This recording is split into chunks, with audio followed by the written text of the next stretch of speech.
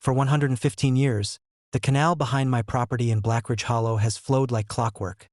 First dug by my great-grandfather in 1908 to irrigate our orchards and later recognized by the state as a protected historical waterway. It isn't big, about 8 feet across, but it's deep, it's cold, and it runs straight through 4 family properties, including mine. That waterway's not just part of our history, it's how we water crops, manage runoff, and keep the old irrigation ditches functioning. It's also not negotiable. So when the new HOA from the Ridge at Blackridge Hollow Development decided it was an eyesore, they made the kind of mistake that only people drunk on power and low on knowledge make. They poured concrete into the entire 70-foot stretch that crossed their side of the boundary, without a permit, without notifying the state, and definitely without notifying me or the other legacy landowners. They even landscaped over it with river rock, fake turf, and some modern art sculpture that looked like a metal tumbleweed. I found out when the water on my side dropped nearly 14 inches in 2 days. My irrigation taps were dry. I thought there was a blockage, so I followed the canal, turned a corner past the HOA's wrought iron fence, and froze. Where the water should have been flowing was a dry, gray concrete trench, steaming slightly in the morning sun. They hadn't just blocked it, they'd entombed it. I marched over to the Ridge HOA clubhouse. A very chipper man in boat shoes and a Ridge HOA executive director name badge greeted me like I was a guest at a spa. I asked calmly, "Who authorized the concrete work in the canal?" "Oh, that," he said.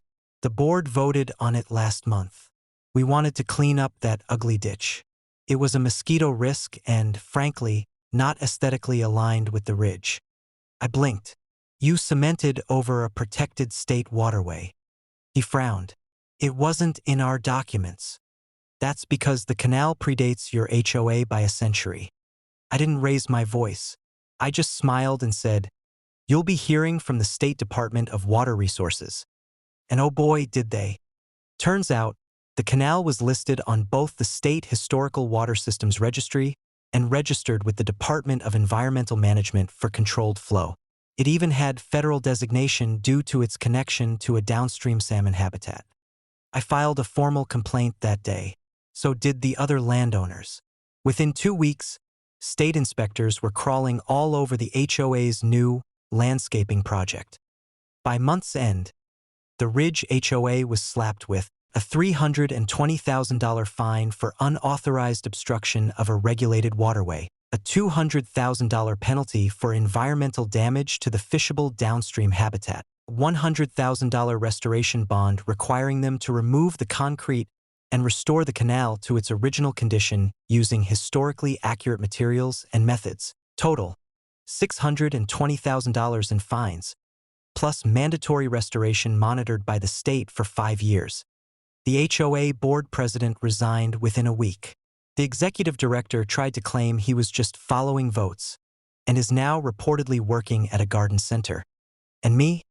I got an apology letter, handwritten, from the new acting president of the HOA, asking for historical guidance to help with restoration and prevent further missteps. I told them where to start: remove the sculpture. The water's flowing again. My orchards are green. And the state even added a new marker next to the canal that reads, Callahan Canal, EST 1908, Protected Heritage Waterway. It's funny. They wanted a clean, modern look. Now they've got a concrete lesson in respecting history and water rights that'll be remembered for a long, long time.